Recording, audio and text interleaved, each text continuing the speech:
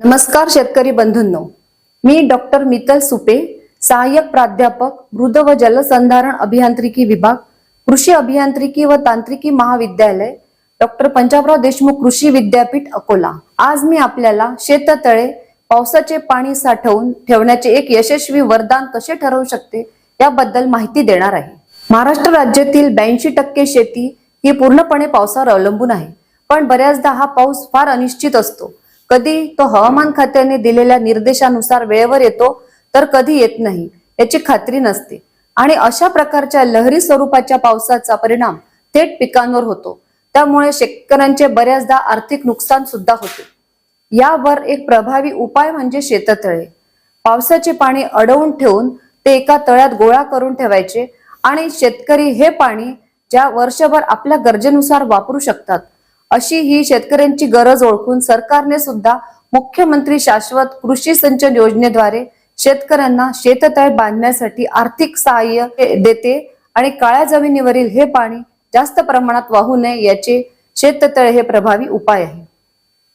ह्या शेततळ्याचे विविध प्रकार आहेत, जे खड्डा खोदून तयार केलेले शेततळे, दुसरं म्हणजे नाल्याला बांध टाकून तयार केलेले शेततळे, आणि तिसरं पाण्याचा पाझर कमी करण्यासाठी शेततळ्याला अस्तरीकरण करून आपण शेततळे तयार करू शकतो। आणि ह्याच शेततळ्यातील पाणी आपण सिंचन पद्धतीने शेतात देऊ शकतो। शेततळ्याचे मुख्य घटक म्हणजे शेततळ्याची खोली, दुसरं म्हणजे त्याचा बाजू उतार, तिसरं त्याचा आकार, त्याच्यानंतर सांडवा आणि पाणी प्रवेशद्वार इत्यादी घटक महत्वाचे आहेत। सर्वात पहिले शेततळ्याची खोली बद्दल जर विचार केला तर मुख्यतः कमी धारण क्षेत्र असलेल्या शेतकऱ्यांसाठी उपयुक्त असलेली शेततळी खोली आपण वापरली पाहिजे। तसेच जमिनीचा प्रकार, खोली व आकार इत्यादी पीक या बाबींवर शेततळ्याचा खोली अवलंबून असते। मुख्य करून शेततळ्याची 3 मीटर खोली ही निश्चित केलेली आहे, परंतु जर आपण शेततळ्याला अस्तरीकरण केलं तर 4.7 मीटर खोली आपल्याला ठेवता येते। त्यामध्ये 3 मीटर खोली व 1.7 मीटर बाजू, बांधाची उंची याप्रमाणे संपूर्ण उंची 4.7 मीटर घेतल्या जाते। दुसरा आहे म्हणजे शेततळ्यांच्या बाजूचा उतार, जो अत्यंत महत्वाचा आहे। त्याच्यावर आपल्याला शेततळ्यात पाणी किती जास्तीत जास्त साठवता येते हे निर्देशित केल्या जाते। तिसरं म्हणजे शेततळ्यांचे आकारमान।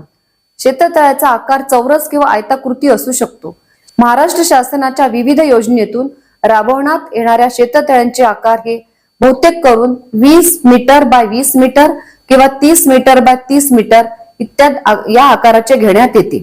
तसेच शेततळ्याच्या आकारमानानुसार साठवण क्षमता व लागणारे धारण क्षेत्र सुद्धा आपल्याला तयार करता येते। शेततळ्यातला एक महत्वाचा मुद्दा म्हणजे इनलेट आणि आउटलेट, प्रवेशद्वार आणि निर्गमद्वार। प्रवेशद्वाराच्या अगोदर साधारण 2 मीटर अंतरावर 2 बाय 2 बाय 1 मीटर आकाराचा सील ट्रॅप, गाळ साठवणारा पिंजरा ह्याचे खोदकाम करावे। शेततळ्याच्या दोन्ही द्वाराजवळ 2 मीटर लांबीपर्यंत दगडाचं जर पिचिंग केलं तर आणि शेततळ्याला काटेरी कुंपण किंवा लाकडाचे कुंपण केले तर आपल्याला तेथील गुरांचा त्रास कमी करता येतो। शेततळ्यातील जागेची निवड निकष करताना शेततळ्यात खोदायचे किंवा तयार करायचे आहे या शेतकऱ्यांचे जमीन धारण क्षेत्र, एकूण जमिनीत घेतलेले पीक, याशिवाय उपजीविकेचे साधन, सिंचनाच्या सोयी, सरासरी पडणाऱ्या पावसाचे प्रमाण, जमिनीचा प्रकार, जमिनीची साधारण खोली इत्यादी बाबींची माहिती करून घेणं आवश्यक असते।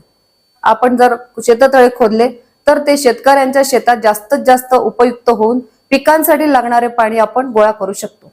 धन्यवाद।